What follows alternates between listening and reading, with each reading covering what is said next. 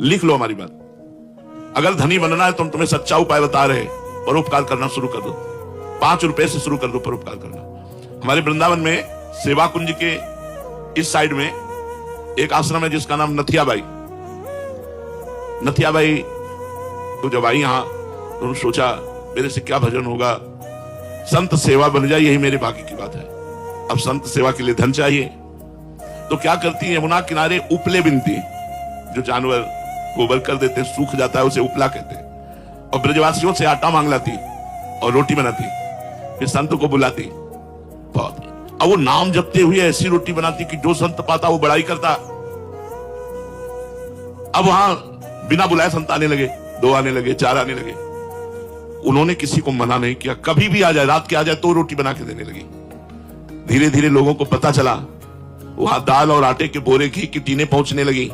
धीरे धीरे आश्रम बन गया। एक दिन वो 10 वर्ष सेवा करते व्यतीत हो गए।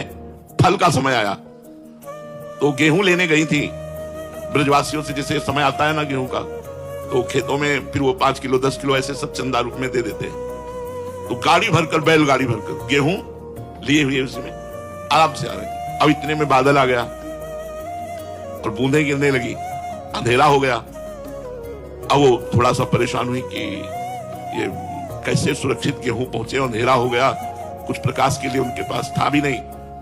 इतने में देखा एक छाता लिए हुए 14 वर्ष का बालक आया और कहा, माई ये छाता गाड़ी में लगा ले और लालटेन लेकर मैं आगे चलता हूं, मेरा घर आगे ही है। बोले कहाँ है तेरा घर? तो बोले बस बिहारी जी के पास ही है। वो नथियाबाई जी के आश्रम तक छोड़ करके आए और मुस्कुरा करके चले गए। अब नथियाबाई के दिमाग में ये बात कि 8 बजे रात्रि के बालक, लालटेन, छाता, हो सकता है कोई बालक, लेकिन मुझसे इतना प्यार क्यों करता है कि वो भींगता रहा और छाता मुझे दे दिया। जब दूसरे दिन बिहारी जी के दर्शन करने गई तो बिहारी जी के दर्शन में दिखाई दी लालटेन और छाता। अरे बोले तू ही था, मैं समझ गई। अंदाज तो लगा रही थी पर पक्का नहीं था, आज तो पक्का हो गया। भगवान भक्ति की सेवा करने वाले की स्वयं सेवा करने के लिए तत्पर रहते हैं। जैसे त्रिलोचन जी के यहां अंतर्यामी रूप से स्वयं संतों की सेवा की। इसलिए यदि गृहस्थ में धन पर विजय प्राप्त करनी है, धन की कामना और धन चाहिए उसकी पूर्ति, तो संत सेवा, बीमार की सेवा, गौ सेवा ये जरूर करनी चाहिए। और शास्त्र आज्ञा करता है 10%, लेकिन 10% बेईमानी की कमाई का नहीं। अगर बेईमानी की कमाई का किया तो तुम भी नरक जाओगे और जो दान लेगा उसका भी पतन हो जाएगा। अधर्म की कमाई का, धर्म की कमाई का अगर 1 रुपया भी तुम किसी को दोगे तो लाखों के बराबर होगा।